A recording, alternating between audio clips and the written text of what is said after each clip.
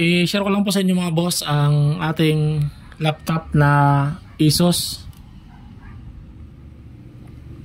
154HC Ryzen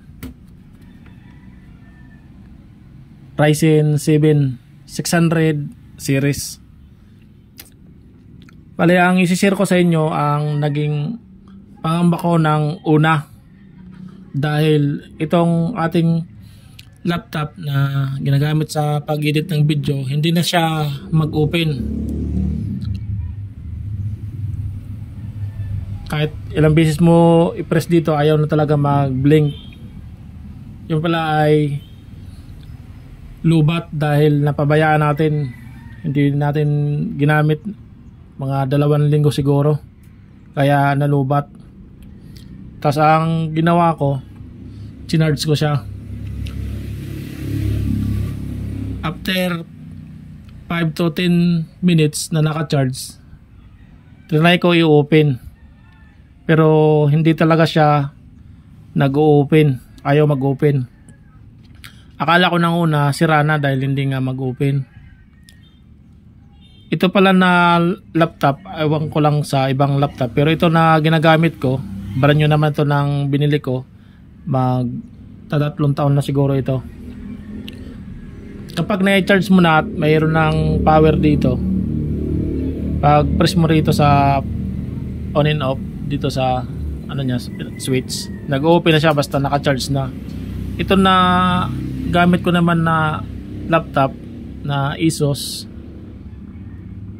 hindi siya mag-open talaga kapag hindi pa full charge. Di testing ako, try mag-open, ayaw talaga. Hinintay ko naman na ma-full charge. Nang na-full charge na siya, siyempre full charge na, try ko naman i-open, hindi talaga siya mag-open. Ito pala na gamit ko, kailangan pala nito after mo ma-charge, di ba, pag na full charge na, may ilaw na siya rito na white, kailangan maghintay ka muna ng 20 to 30 minutes bago siya mag-open.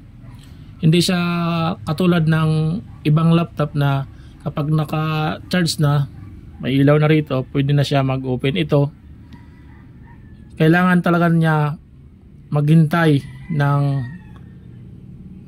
20 to 30 minutes bago siya mag-open. Bali, di ba, nag-blink na, may white na dyan. Hintayin mo muna 20 to 30 minutes, saka mo na pindutin dito, saka mo na i-switch, saka pa lang yan mag-open. Ewan ko lang kung baka may na pindot lang ako rito na settings. Pagdating kasi sa laptop, kukunti lang ang alam ko dyan. Yan, yun lang po mga boss, yun lang ang i-share ko sa inyo. Yung kailangan po i-full charge muna, tapos maghintay ng 20 to 30 minutes, saka mo na i-press dito, saka lang yan mag-open kapag nalubat ng sobra. Kasi ito nangyayari kapag 1 week, lalo na kung 2 weeks na hindi ginagamit, ganyan na over sa pagkalubat.